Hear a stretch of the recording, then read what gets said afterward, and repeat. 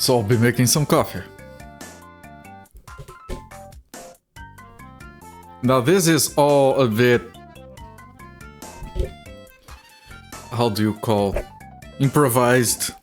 So do forgive me for any mistakes I make here, anything dumb that I happen to make. It's probably gonna be a lot of shit. I can't even figure out how to sit here.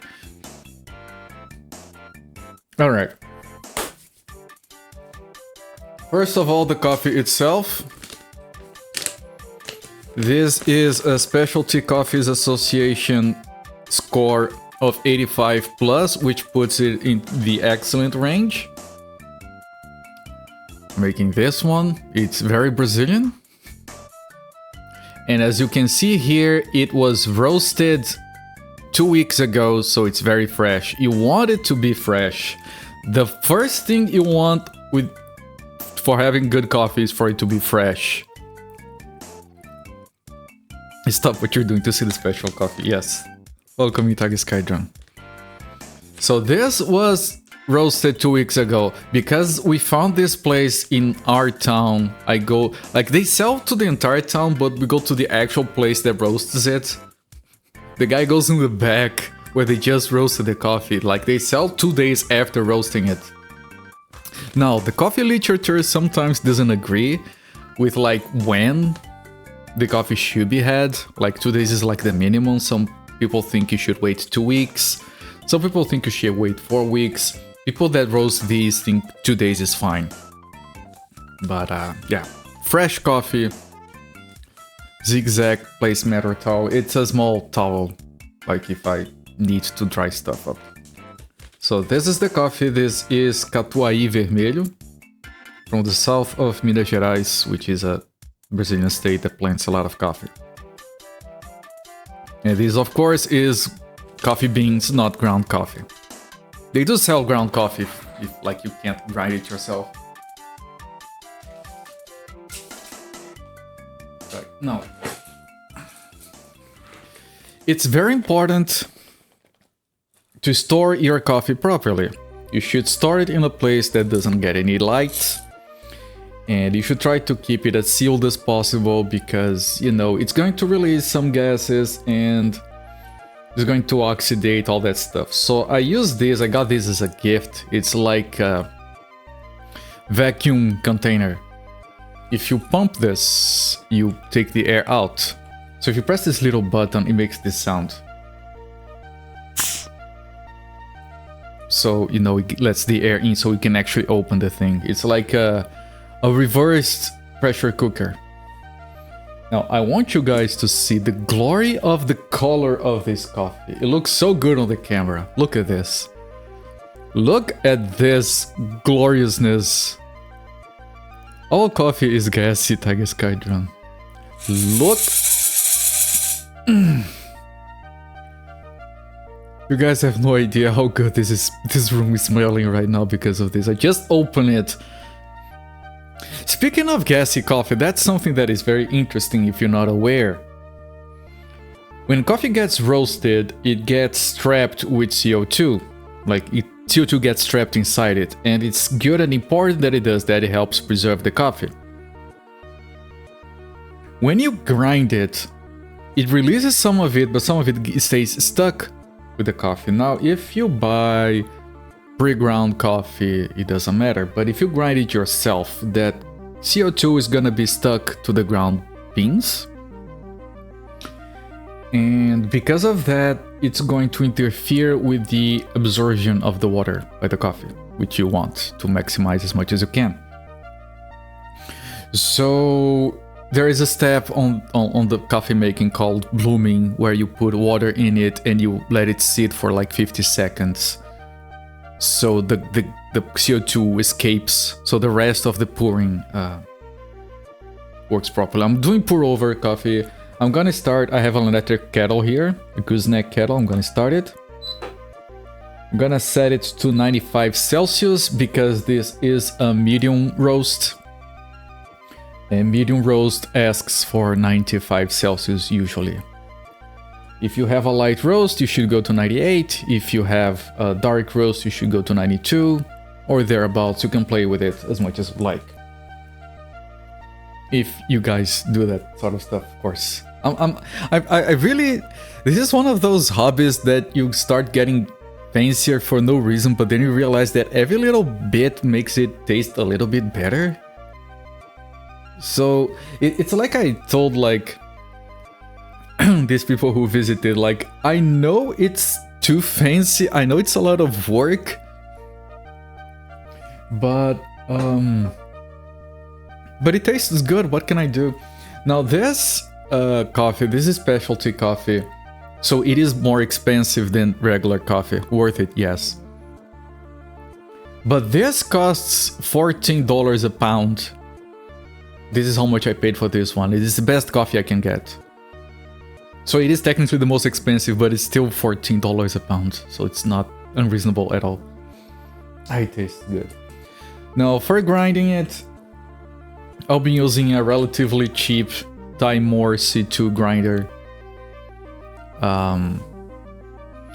This is more than good enough if you're doing pour over or French press. If you want to grind coffee for espresso, it's not good enough because you need it to be finer.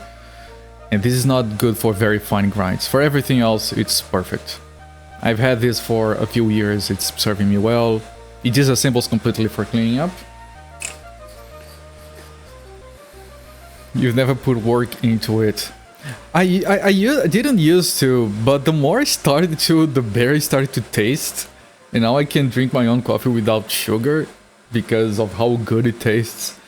Now, of course, this one has like an adjustment on the inside. You can set it for more coarse or more fine. It has a few suggestions. I have it set up exactly how I like it for pour over. I grind it more coarsely for French coffee, which is the two kinds I make with coffee beans. So I'm gonna put it on the scale. The scale is also from Timor. It has a thing where it shows you the grams per second speed, so you can pour water at the exact rate that you want to. It can help, but I think that's a bit much, right? I've turned around so you guys can see the numbers as well. So I'm doing the standard 16.6 milliliters of water per grams of water per gram of coffee. So I'm making 250 milliliters or grams of coffee, so that's the water at the temp. So I'm using 15 grams of coffee.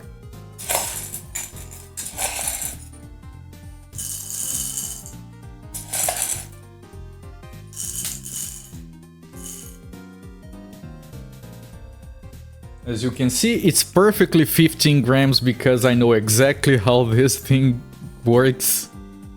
Exactly 15 with 2 servings.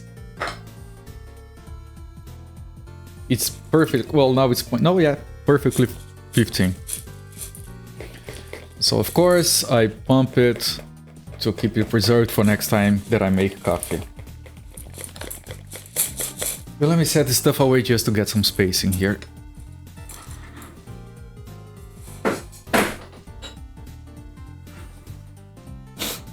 Alright, now I'm gonna grind the coffee. Now, again, I'm making this as fancy as I can just to try and impress or whatever, like, but if you ever go into this, you don't need to do everything.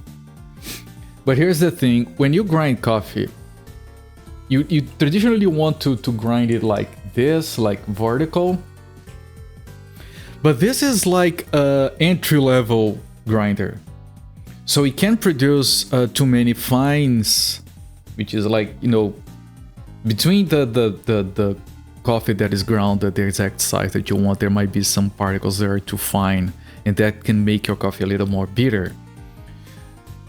Because the beans are pressing down on each other because of gravity. There is a way to avoid that on these more affordable grinders, which is to do a thing called a slow feed. Which is very simple. All you have to do is incline it and then grind it. So you grind a little bit at a time, not all of it.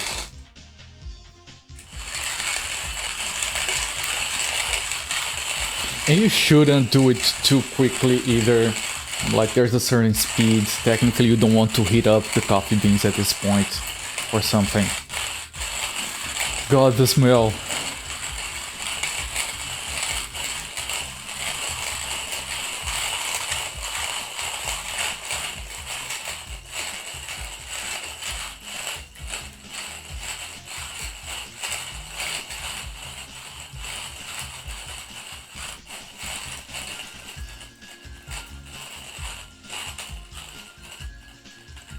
It smells so I wish I could stream the smell. I wish I could send you guys the coffee. I've mentioned that before. I would love to make coffee. Like, every day I run a raffle, select a viewer and make coffee for him and send it over the stream. Alright, so the coffee is now ground on the bottom deposit if you don't know these grinders. Alright. Now, there is a thing that people do.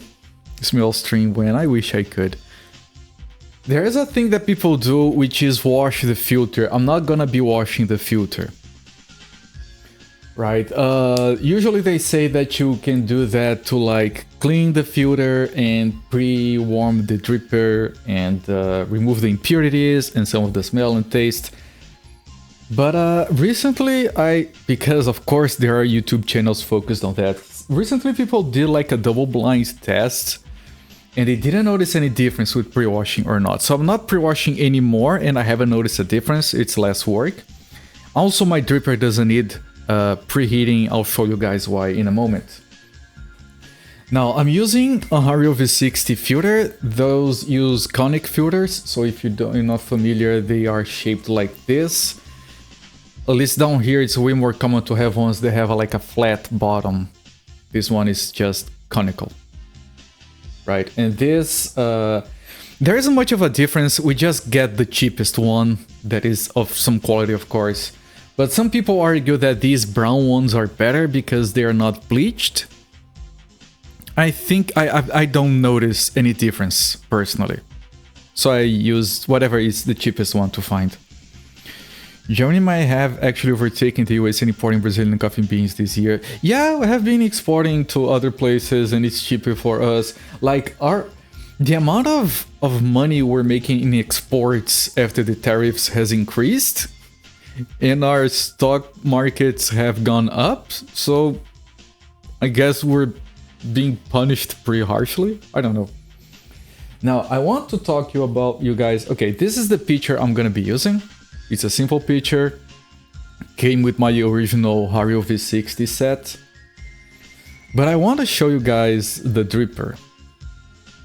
This dripper is very, very fancy, chat.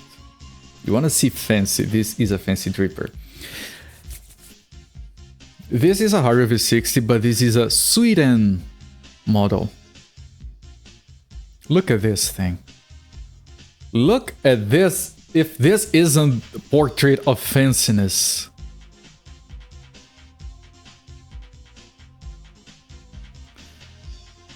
The argument here is that it's twofold. One is that because it's not enclosed, there is less touching the dripper and losing temperature of the water. But the main point of one of these is that because there is less of a surface of contact between the dripper and the filter, you get less water that touches the dripper and runs outside of the filter, which causes a water bypass, which dilutes the coffee a little bit. So this has made the body of my coffee a little bit thicker, which is good for me, for my preferences. If you want your coffee watery, don't buy one of these. And believe it or not, you can use it like this if you'd like. It's possible. And if you want to be extra fancy, I don't. You know, I know this looks fancy, I'm not trying to be fancy, but if you want to be extra fancy, you can actually individually replace the fins. They have different models with different colors and different materials. Looks like art in glass. Even Brazilian coffee has intense bodies. The riffs not doing the thing people said they would. You're shocked and amazing. Yeah, shocked and amazing. You've been having fresh ground coffee for a couple of years now, never looked back. Yeah, that one pretty shitty. It is. You're not that idiot. Alright, so this is my set. Right here, my pot and my dripper. And I'm going to do a mountain fold. I think it's called that. I saw a guy that called it that. I don't know if it's that the actual name. So I'm gonna do the usual fold, so it fits better in the dripper. It's fine. This one has a little tab, so you can like easily open it and then pull it out. Which seems excessive to me, but sure. We are stuck with Zelda music here for a while. Hang on. Alright. Alright, so next step, of course, we're gonna put the ground coffee in here. Again, if you want to wash your filter, this is when you do it. You rinse it with some boiling water or hot water, let it drip down, discard the water, whatever. I've decided that I'm not doing that anymore.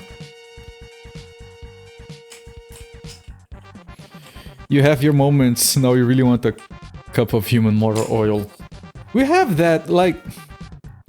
We have normal everyday coffee that we make sometimes when we are lazy or we just want quantity and not quality. So this is not necessary, but I like to clean this into the filter because I want to get all of it. It doesn't amount to even a single gram, not even 0.2 grams, but I do it anyway.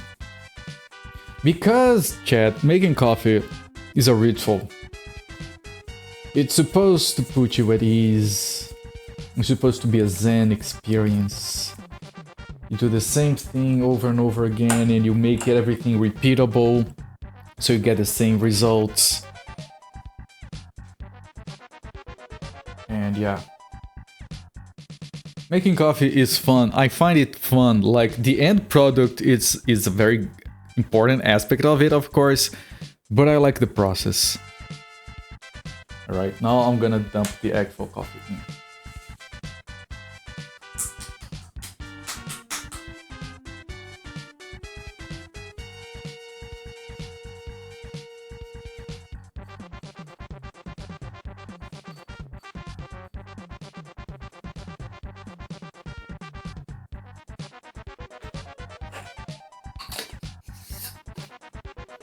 Alright, now I'm gonna give you guys a close-up.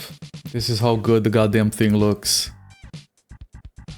Look at that freshly ground. You guys have no idea how good this smells right now. Alright, I'm gonna tap it to level it. Sniffs the screen. And this helps a little bit with the initial bloom. Again, you don't have to do this, but I have been doing with good results. You make a little dip right in the middle. So you circle the water and then the dip fills in later so it doesn't tunnel. Because tunnels are killers when it comes to pour over coffee. Okay? This I'm gonna explain this because this is important. If the coffee sits too long, if the water sits too long on the grounds... Hello there, little Chiro. There isn't a fancy crystal porker to avoid finger... There is? Like I said, I'm not fancy. There is all sorts of... There is this thing that fits in there and you put it on top of it, like, and you press down. There is, yes. I'm not that fancy. So if you let the water sit too much on the grounds, the water sit too much on the grounds, because it's going to be clogged or anything, it's going to get bitter because it's going to over extract. If the coffee just runs down too quickly because the coffee is ground too coarsely or something, then it's going to under extract and it's going to be a astringent. It's going to be too citric, too acidic, and it's not good. Tunneling is when the water finds the least path of resistance through the coffee and it digs in a hole and it goes through that single hole. So what happens? It goes by really fast and always through the same coffee, so it over extracts and under extracts at the same time. You get a bitter, acidic drink that is shit. So you don't want that. So it's important to mix it as you pour it, which is why you pour it in circles. And it's also important to bloom it, and it's important to not swirl it too much, otherwise it might clog the filter, which would cause it to over extract. Now you know what to buy me for New Year. So like the next few steps, they are timed. So I can't talk and explain slowly as they happen. So I'm gonna explain to you right now what's going to happen. This is 15 grams of coffee. I'm gonna pour 250 grams of water into it. I'm gonna do it in 5 attacks of 50 grams each. And the idea of spacing out the attacks is to agitate the water. Like you agitate it, it settles.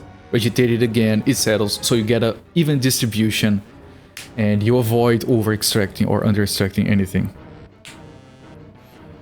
The first one, which is the blooming, I don't know if it's gonna be visible on camera, but the coffee is going to grow a little bit, like it's going to fluff up as the trapped gas gets released. So that one is taking 50 seconds. I'm gonna let it there to bloom for 50 seconds. Then I do the next attacks. I do 10 seconds of attack, 10 seconds of waiting. 10 seconds of attack, 10 seconds of waiting. Alright? Because I can't explain this shit as I'm doing it because it's time sensitive.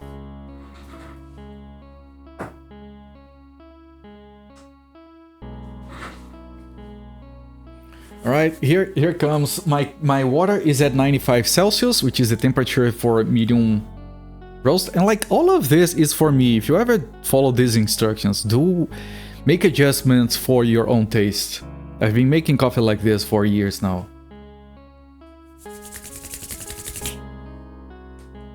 So here comes the blooming.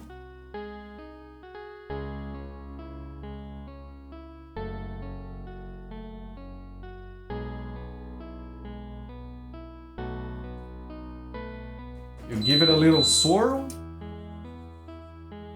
And you let it... Look, it's releasing the gas inside the coffee. It's like swelling.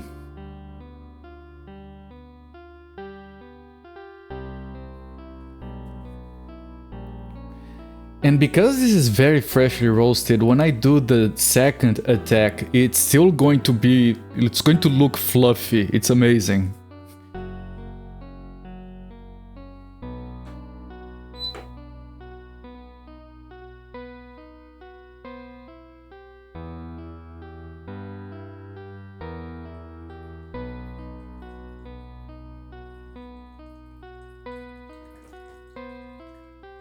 Look at this, chat. Look at this.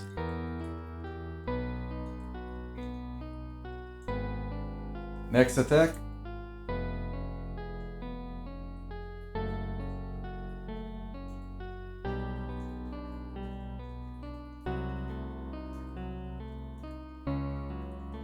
Perfectly 10 seconds. 5 grams of water per second. Perfect speed.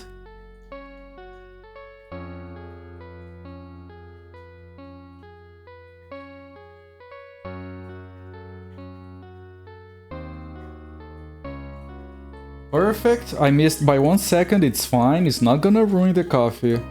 Just 1 second. It happens.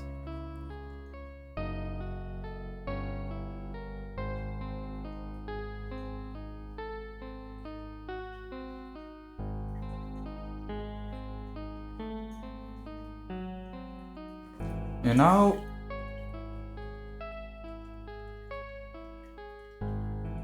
swirl in one direction, swirl in the other, get everything moved. And now you wait another minute and it should be done. Coffee farts, precisely. They smell so good.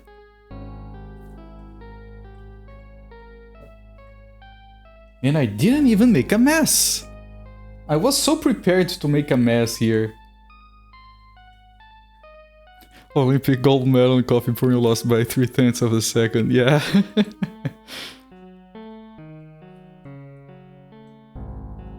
Like your coffee black, 1 sugar.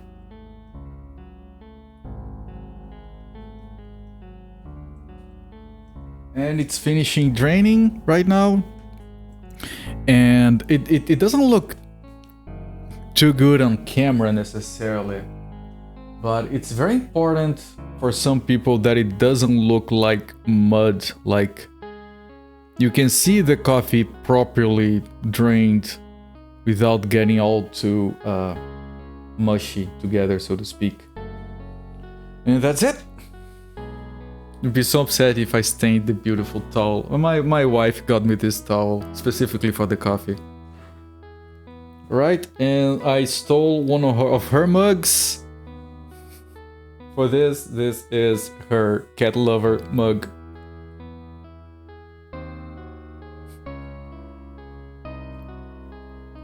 And alright. I'm gonna turn this off. I'm gonna set this aside. It's finished.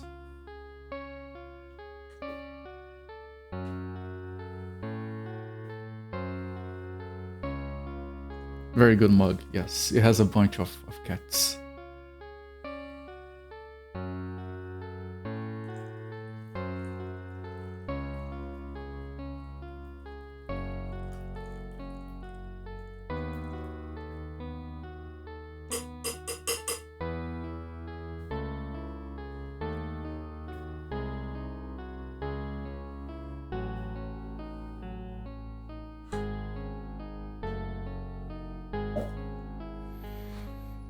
And that's it.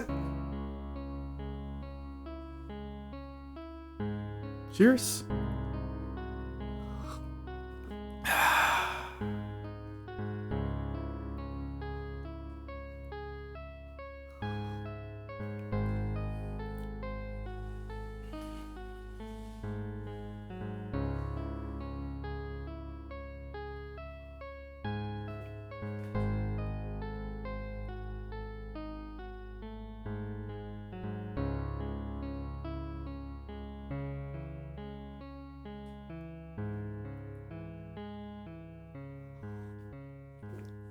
This is like I know it like I'm suspicious to say anything about the coffee I just made in front of the camera. But this is some of the best coffee I've ever made.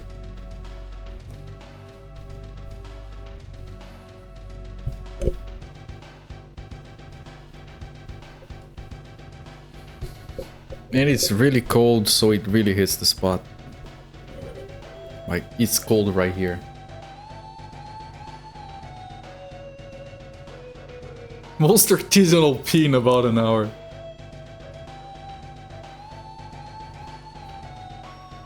I'm gonna make a cup of sludge. Alright, Tiger Skydrone, I'm glad you appreciate it. You know, maybe I should make this into a highlight. I haven't used highlights on Twitch since forever because Twitch is being dumb. Yeah. Like I usually say, I'm not too picky about coffee in general, but I can appreciate a good coffee. And I've come to realize that what I consider a good coffee is something that I can drink with no sugar. I've used sugar on my coffee forever. And it took me a long time to make coffee myself that I could drink with no sugar. I can drink coffee in coffee shops with no sugar, but the ones that I make myself only recently got to this point. I'm really happy about it.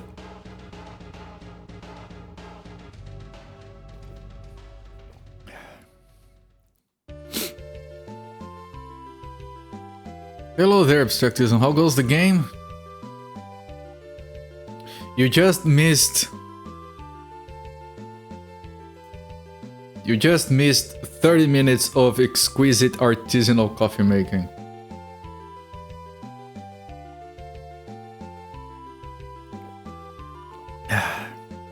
It is the best coffee I've made in a while. Holy shit, it's good.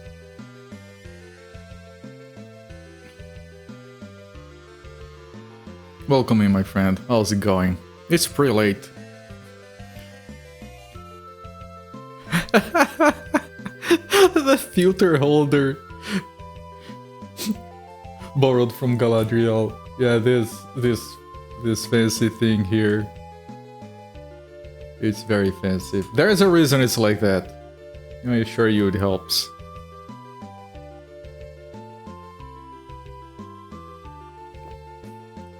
God damn, it's good. I know I should get back to the stream, but now I have to finish this coffee.